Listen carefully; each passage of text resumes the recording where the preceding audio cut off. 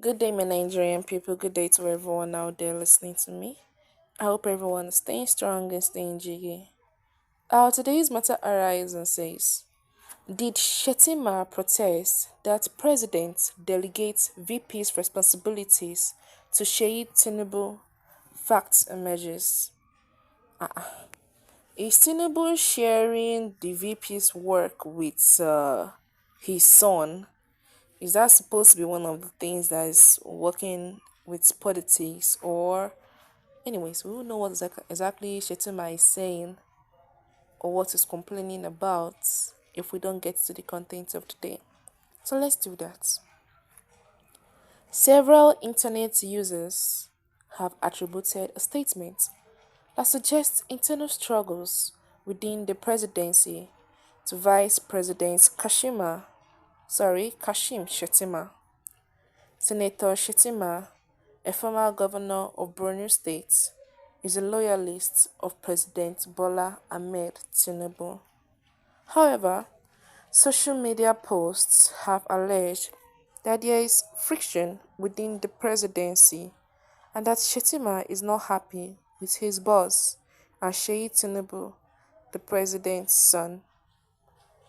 It feels like I'm only in office to appease the North and prevent political instability, said Vice President Kashim Shettima, revealing the internal power struggle within Ashurok. Whether within PDP, within APC, within the presidency, within the Senate, everywhere shall get power struggle. But if Shettima is not comfortable with the tax that Tinubu is giving his son, Sheyi Tinubu, then the president should not now. Let him dash him all the work that he can take it and swallow it and do his job as a vice president. And Shettima is not a man that calms down. Like we all know Shettima. He doesn't chill, he doesn't calm down. He's a man of action. And if he feels like something is being done wrong to him, he will never let it go. So if the vice president is complaining that the president is not giving him a job to do, you should give him his job now. It's not too hard to give work. Give him his work. That is not supposed to be too hard. But let's get into the content of the day to know what exactly our Nigerian people are saying and what their response is to this content. Nama Fanto said, whether it's true or not, one thing for sure is that evidently Kashim Shettima, the VP, is not finding Tinubu government easy as he initially thought it would be. It's very glaring that he has been sidelined to some extent, no doubt. We barely hear that Shettima actually do something like this or did something like that. Tinubu is literally oppressing and suppressing everybody, no matter whom you are, whether you're his assistant or not. He's everywhere and anywhere.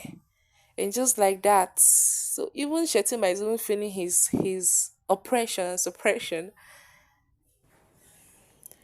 Nasir Amin said, that one is a fight between our common adversaries.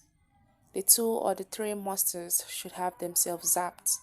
It shouldn't be a matter of concern for a reasonable human being living in Nigeria because Nigerian politicians could quarrel on stage for public to see and treat themselves as brothers while off stage. They are birds of the same feather. It could be another divide and rule tactics. Let them all go to hell. As for me, they will suck. I mean, it's not even taking it easy. And the fact that he said about Nigerian politicians quarreling on stage or even quarreling behind and acting like brothers on stage is a fact.